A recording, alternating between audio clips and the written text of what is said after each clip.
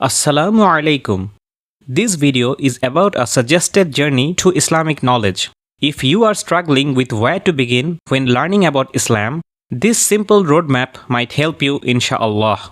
I recommend following 5 simple steps. Step 1. Start by studying the stories of the prophets. I will explain why later. Step 2. Read or listen to the literal translation of the Quran without jumping into tafsir. I will also explain later why I am recommending to avoid tafsir at this stage.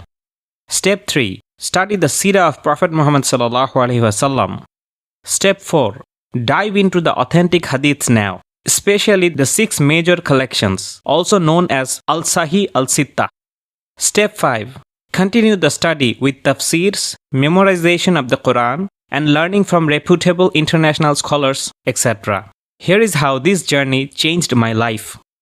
Today, I want to talk about my personal journey to Islam, and I hope it can help you study this faith in a more meaningful and structured way without facing the same challenges that I faced. At one point of my life, I suddenly thought, let me start listening to the plain, literal meaning of the Quran and try to understand what God is communicating to us. However, when I started listening to the meaning, I faced several challenges. I could not understand why the Quran kept repeating snippets of certain prophet stories again and again, followed by few commandments and restrictions. It felt randomized, confusing, and I felt like I was missing the context and rhythm. That's when I took a step back and decided to begin with the stories of the prophets. So, before studying the Quran, I am recommending you to go through a brief study regarding the most mentioned prophets in the Quran.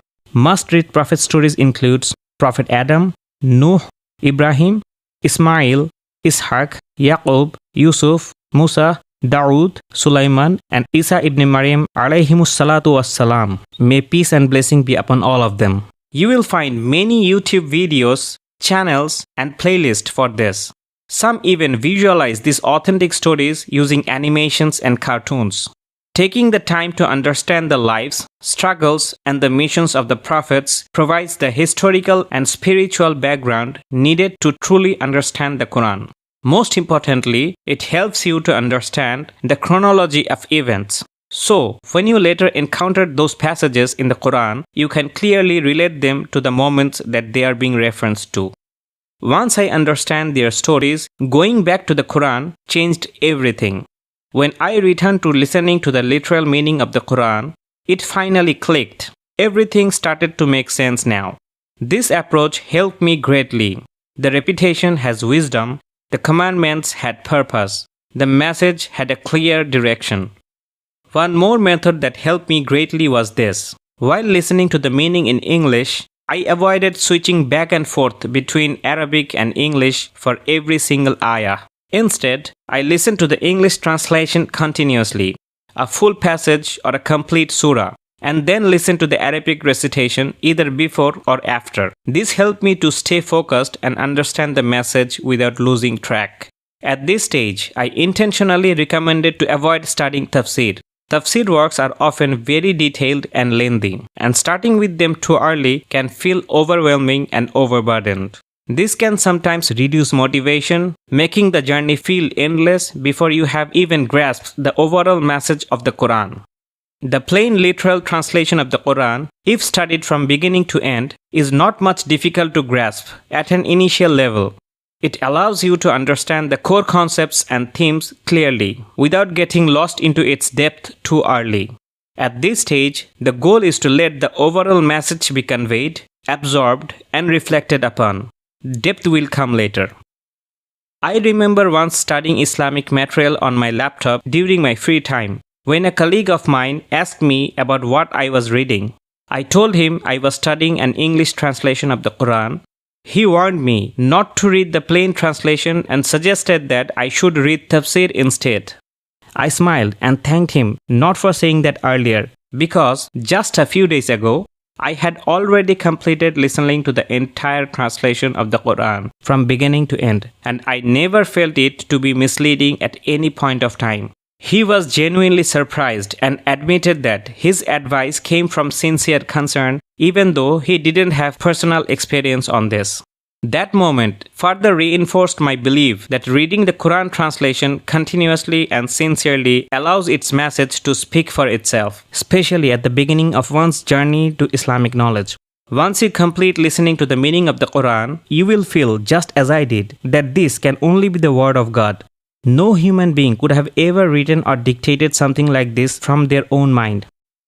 After completing the Quran, I naturally felt a strong eagerness to know more about the person to whom this Quran was revealed and who lived this message in every aspect of his life. I then began exploring the life story of Prophet Muhammad sallallahu alaihi wasallam. In Arabic, this is known as the Seerah of Muhammad sallallahu alaihi wasallam.